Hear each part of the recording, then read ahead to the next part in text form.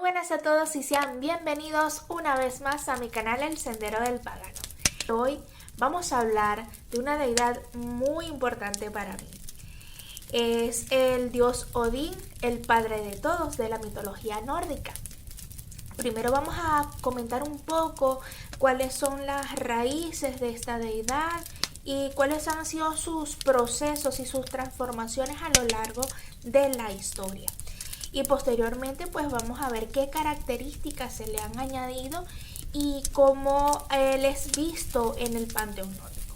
Así que si te gusta esta deidad, te invito a que no te pierdas este video.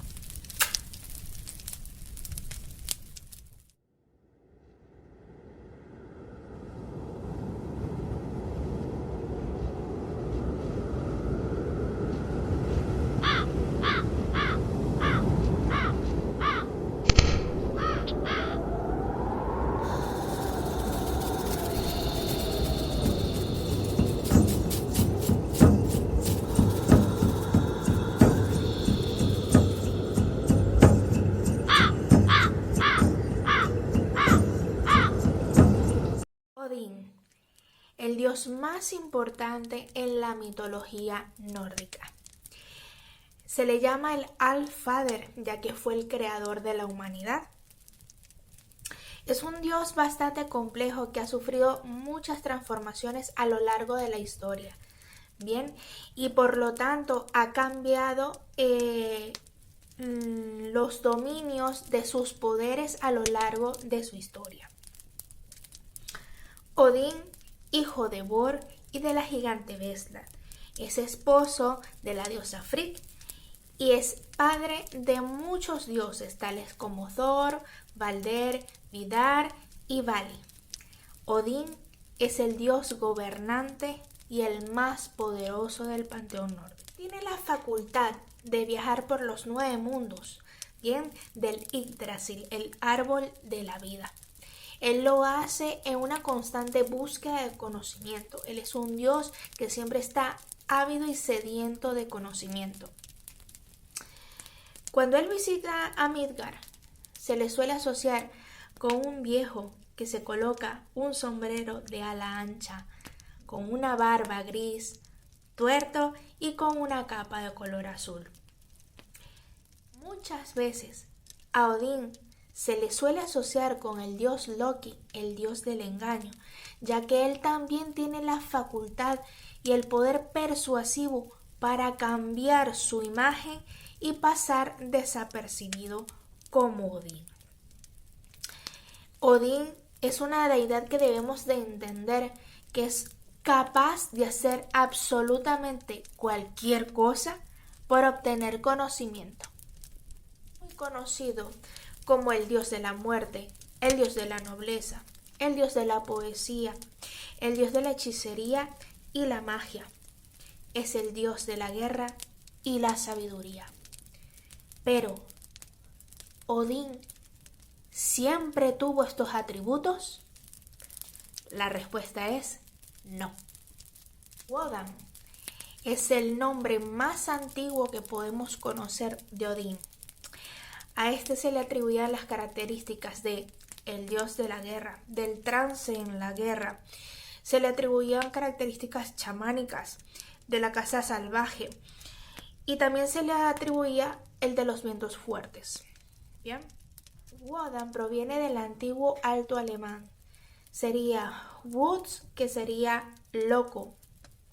Wutz, que sería enojado o ira, colérico. Del inglés antiguo sería wood, que vendría siendo delirio. Y también ord, que vendría siendo poesía o inspiración. Bien. Es asociado con wode, wotan, wode y woutes. Palabras asociadas con locura y trances, catarsis chamánicos, ¿no? Como podemos ver, los inicios de Wodan no son el Odín que conocemos actualmente. Wodan, el dios germánico, no es igual al Odín escandinavo. Entendamos que Wodan es el que representa a la catarsis, el trance, la locura en la batalla, el frenesí, la guerra por la guerra. Bien, es el dios de los vientos huracanados y es el dios más importante de las tribus belicosas de los germanos. En cambio, Odín es el dios gobernante, es el padre de la humanidad, es el dios de la casa, es el padre espectral que vive en un reino de los cielos.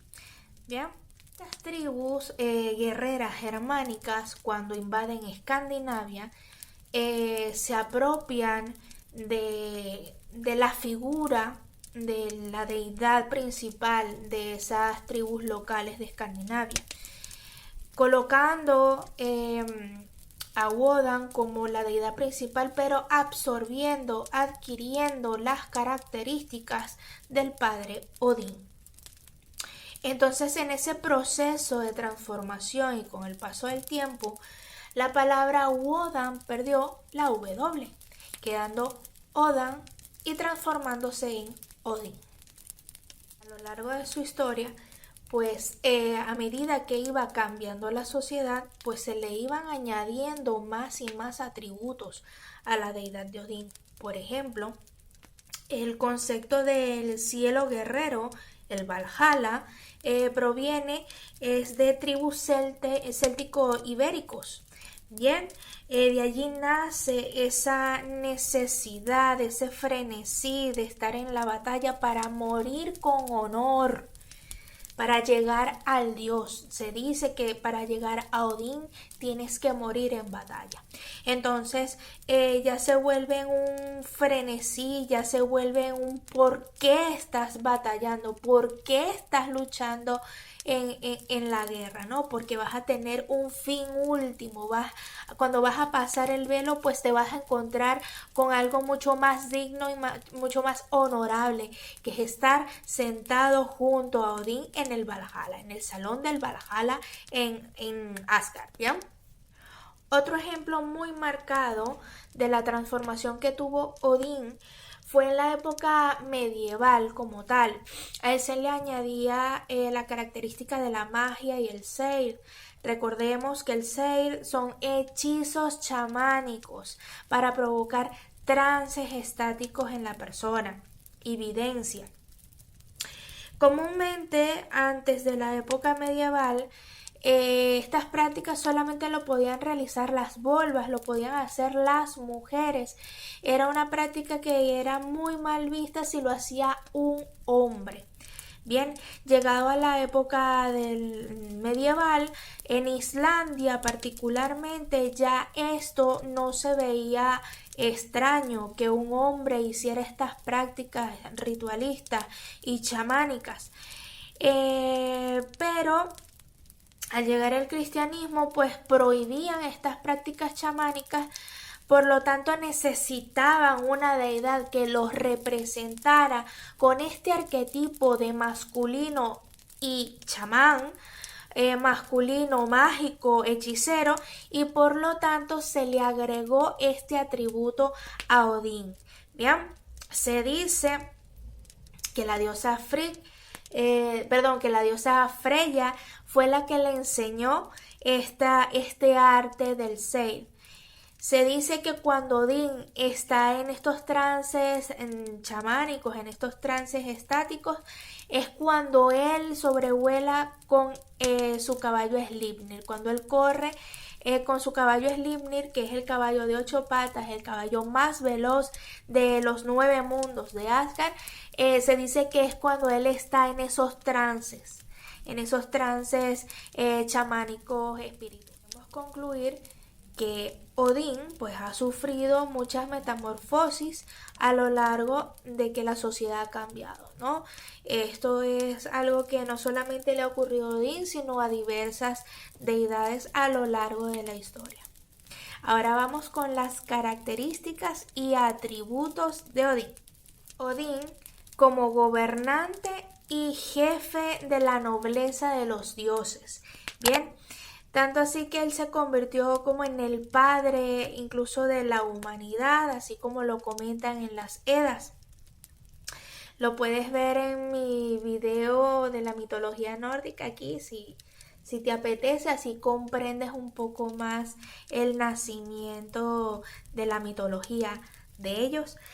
Pero como te iba comentando, se dice que Odín tiene dos hermanos, Billy y Ve, y en conjunto con Odín fueron los que crearon la humanidad. Crearon a Ask y a Embla, los dos primeros seres humanos creados por los dioses.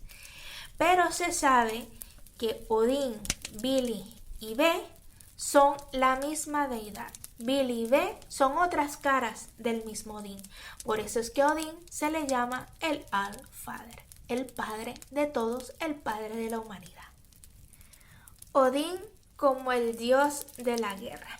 Bien, se dice, como ya lo he comentado, que para llegar a Odín la única manera que hay es morir en el campo de la batalla. Odín te garantiza que si mueres en el campo de batalla, las valquirias van a venir por ti y te van a llevar al Valhalla. Bien, es todo un honor llegar a ser parte del Valhalla y ser parte del ejército que va a necesitar Odín cuando llegue el Ragnarok. Bien, entonces por eso es que los antiguos nórdicos se lanzaban esas batallas suicidas solamente por el placer y la catarsis de participar en una lucha, en una batalla y tener ese fin último de llegar al gran salón del Valhalla. Bien, Odín solamente favorecía a los que eran más diestros en el arte de la guerra, en el arte de matar, el que sea más prodigioso a la hora de derramar mayor cantidad de sangre, llegando a ser estas personas héroes legendarios. Bien, también había otra rama que les rendía culto a Odín, que eran los berserkers.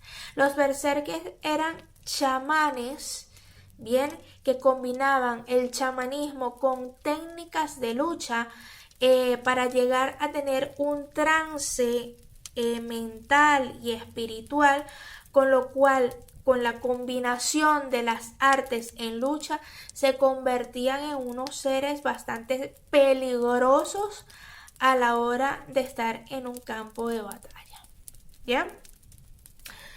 Hay personas que me suelen preguntar o se suelen confundir porque leen que Odín es el dios de la guerra, pero también leen que Tyr es el dios de la guerra. Sí, hay dos caras de la misma moneda a la hora de la guerra, pero Odín es el que representa al frenesí en la batalla, esa lucha sanguinaria de que corra la sangre, ese fervor, esa visceralidad a la hora de la lucha, de la batalla. En cambio, Tyr es el que se enfoca en el honor, en las luchas justas, en razones justas para ir a una guerra. Se enfoca en los porqués de una guerra, se enfoca en las normas, en el honor. En cambio, Odín no, Odín va a la guerra por la guerra y ya está. Odín como dios de la sabiduría. Odín es el dios de la sabiduría, el que siempre está sediento por más y más conocimiento. Él sabe que la información, el conocimiento, es poder. Y no dudaría ni un segundo en ir tras ese conocimiento. Y si tiene que derrotar a alguien, si tiene que derramar sangre y si tiene que hacer el acto más ruin y más bajo, lo haría por obtener su recompensa. Sabemos que Odín,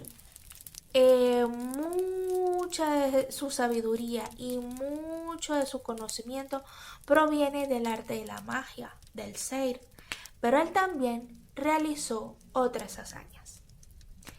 La primera fue cuando él fue con el gigante Mimir, el otro dios de la sabiduría. Él custodiaba el pozo de la sabiduría. Es una fuente inagotable de conocimiento y se dice que el que lo beba pues tendrá sabiduría infinita. Por lo tanto, Odín no podía perder tal oportunidad. Él fue a donde Mimir y le solicitó que por favor le diera de beber tal exquisita agua. Mimir le pidió como pago uno de sus ojos. Odín, sin rechistar, entregó uno de sus ojos y Mimir lo arrojó en el fondo del pozo. Luego, más tarde, en una pelea entre los Aesir y los Vanir, Mimir fue decapitado, y con lo cual le fue entregado la cabeza en bandeja de plata a Odín, y este, con sus artes del seir y la nigromancia, revivió la cabeza de Mimir, y este lo utilizaba como consejero y como oráculo. Otra de las hazañas que realizó Odín fue que entendió que por más conocimiento, que por más sabiduría que él manejara, no podía predecir el futuro, no podía vaticinar cómo pudiesen desarrollarse las cosas. Y eso le generaba muchísima incertidumbre e incluso vulnerabilidad, cosa que él no se podía permitir. Por lo tanto, Odín se clavó su jabalina, la Gungnir, se la clavó, un arma terrible que define y distingue a Odín. Se colgó en el árbol de la vida, el Yggdrasil, por 9 días y 9 noches, sin comer ni beber nada. Esto hace una pequeña referencia a antiguos actos chamánicos, con lo cual, si tienes experiencias cercanas a la muerte, te abre portales a conocimiento y a poder canalizar mayor información y poder ver más allá de lo normal, de lo evidente, ¿vale? Entonces, Odín pasó esos 9 días y esas 9 noches sin comer absolutamente nada y desangrándose en el árbol de la vida, boca abajo porque estaba colgando. Y tal fue el dolor y el trance y la catarsis que estaba viviendo Odín en ese momento, que en pleno trance él pudo vislumbrar desde lo más profundo de su ser unos símbolos que le llamamos runas. Al poder visualizar y obtenerlas y entenderlas, Odín se desploma del Yggdrasil. Así fue como Odín obtuvo el poder de conjurar y adivinar. Así fue como él obtuvo el lenguaje de las runas, el lenguaje de los poetas, el lenguaje de la conjuración. Es el origen del conocimiento en el plano de la materia. La palabra runa significa susurro. Por lo tanto, las runas vendrían siendo el susurro de los dioses. Odín, luego de comprender cada uno de los significados de cada una de las runas, él le hizo un regalo a la humanidad. Le dio el conocimiento sobre las runas para que ésta se pudiera comunicar con los dioses. Odín como dios de la poesía. Como ya entendimos, Odín es el padre de las runas. Él fue el que las concibió y las trajo a Midgard, a la humanidad, para que las pudiésemos entender y comunicarnos con los dioses. Por lo tanto, Odín es el dios maestro del habla, de la persuasión. Él es el maestro del Galdar, que significa el arte o la maestría de conjurar a través de las runas, a través de las palabras. Bien, se dice que la bebida llamada Mid Poetry es una bebida, una hidromiel mítica preparada por los enanos. Se comenta que esta bebida tiene la capacidad de hacer al poeta el poeta más virtuoso, el mejor recitador, el mejor conjurador, ¿ok? Con lo cual también es capaz de obtener cualquier solución sobre cualquier problema que se le pueda plantear. El nombre de esta bebida en nórdico vendría llamándose Odruerir, que tiene una raíz con uno de los tantos nombres de Odín, que es Ord, que significaría éxtasis, inspiración o frenesí. Odín como el dios de la muerte. Es una de las caras más antiguas de Odín, ya que antiguamente, antes de que existiera todo esto del Valhalla, Odín era el que actuaba como especie de psicopompo, el que agarraba las almas de los fallecidos y los trasladaba al inframundo. Luego, cuando ya apareció la figura del Valhalla, los héroes muertos en la guerra, los que eran merecedores de tal regalo, ya no era Odín el que llevaba estas almas hacia el salón de los luchadores, sino que lo hacían ya las valquirias. Trasladaban a los guerreros muertos en batalla, solamente los dignos iban al Valhalla. ¿Por qué? Porque también habían los que fallecían en batalla, pero no eran tan diestros en el arte de la guerra, y se los llevaban a otro salón que también se encontraba en Asgard. Ese salón es llamado Vingolf.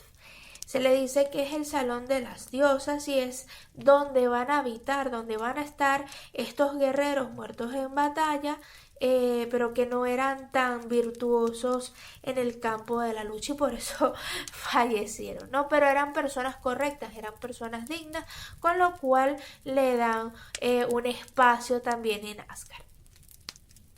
Otros que también fallecían, pero no eran en la guerra, eran o son los enfermos y los que son los viejos. Eso se los llevaba la diosa Hela al Helheim. Y los que eran esclavos y los que eran campesinos se iban al reino de Asgard, pero al territorio de Thor, ¿bien? Que se llama el Trudheim. Ese es el territorio, el terreno que le corresponde a Thor. Ahí van a habitar los que son los esclavos y los campesinos. Odín también se le asoció con la nigromancia, como ya vimos en el cuento de Mimir. Cuando él fue decapitado, él revivió su cabeza con sus poderes mágicos. Entonces él actúa como un nigromante dentro de lo que es el panteón y las creencias nórdicas. Él tiene el poder de la resurrección y tiene el poder también de hablar con los muertos. Claro, él tiene un ejército espectral. ¿Cómo no va a hablar con los muertos? El hogar, el mundo de Odín se encuentra en Asgard, que es el mundo de los dioses Aesir. Este mundo se encuentra en la copa del árbol de la vida, el Yggdrasil. Este es uno de los 9 mundos que contiene este árbol. Odín tiene 2 palacios, uno de oro y uno de plata. El primero se llama Valaskashalf. Este es el palacio de plata y es la morada de Odín, es donde él reside, donde él habita. Ahí es donde él se sienta en su trono y observa con paciencia y sabiduría todo lo que ocurre en los 9 mundos. Luego está el Gladsheim, que es el palacio de oro, que es donde él gobierna, su palacio de gobierno, y en donde también se encuentra el Valhalla, el salón donde llegan estos guerreros prodigiosos en el arte de la guerra y que posteriormente van a ser parte del ejército de Odín a la hora del Ragnarok.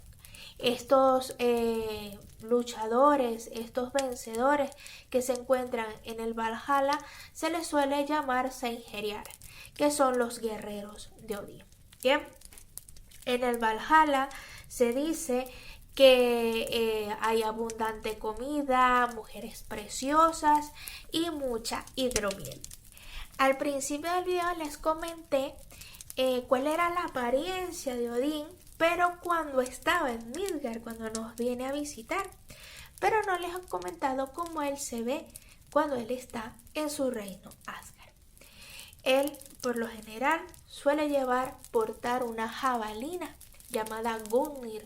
Es una jabalina la cual fue hecha por los enanos y tiene grabado en el cuerpo de la jabalina las runas de Odín. También Odín lleva un casco de oro y su armadura es una armadura resplandeciente. Por favor, no piensen que el casco dorado que carga Odín contiene cuernos. No, no, no, no. A nuestro Alfader siempre le acompañan varios animales. Entre los primeros podemos contar a 2 cuervos, que sería Munin, memoria, y Hugin, pensamiento. Odín todas las mañanas despide a los cuervos para que visiten a los 9 mundos del Yggdrasil y al anochecer estos le traigan noticias de todo lo que aconteció en el día. También tenemos a 2 lobos, tenemos a Geri el glotón y a Freki el voraz. Estos siempre acompañaban a Odín en el palacio y hasta comían con él y se sentaban con él a deleitarse del mismo alimento de Odín.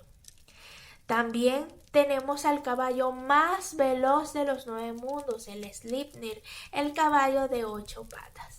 Ese es el caballo que solamente puede montar nuestro Alfader. Como vemos, Odín es una deidad muy poderosa que abarca muchos aspectos y muchos atributos. Pero en la mitología nórdica, él ya tiene marcado un final. Ese final va a ser en el momento del Ragnarok. El Ragnarok para los nórdicos es el fin del mundo. En ese momento se va a levantar uno de los hijos del dios Loki, que es Fenrir, y este asesinará en ese momento al dios Odín. Luego, uno de los hijos de Odín, llamado Vidar, el dios Vidar, asesinará a Fenrir, pero ya será demasiado tarde, ya Odín ya habría muerto. Pero este último acto en el Ragnarok dará un comienzo a una nueva era. Hasta aquí llegó la historia y vida y muerte de nuestro dios Odín. Espero que les haya gustado tanto como a mí me gustó Odín. Si bien se ve que él no es el dios celestial, el dios amoroso, el dios que comúnmente solemos ver cuando es gobernante sobre otros. Él es un dios muy astuto, él es un dios muy perspicaz, pero que nos da muchas lecciones en la vida. Y aunque no lo crean, pues uno de mis dioses patronos. Lo adoro, lo amo muchísimo. Me ha dado un conocimiento, una sabiduría. Me ha ayudado a empoderarme, a sacar fuerza de mi interior, a sacar valor y tener una valentía que a veces yo pensaba que ni poseía. Gracias a él he tenido muchos procesos de transformación y he evolucionado y se lo agradezco un montón. Así que espero que estos aspectos un poco oscuros de Odín no los asusten y que por lo menos se tomen el atrevimiento de conocerlo, aunque sea por un instante. De todo corazón espero que este video les haya gustado muchísimo. Si es así, regálame un like y no te olvides suscribirte a mi canal. Los quiero mucho. Chao, chao, mis paganos.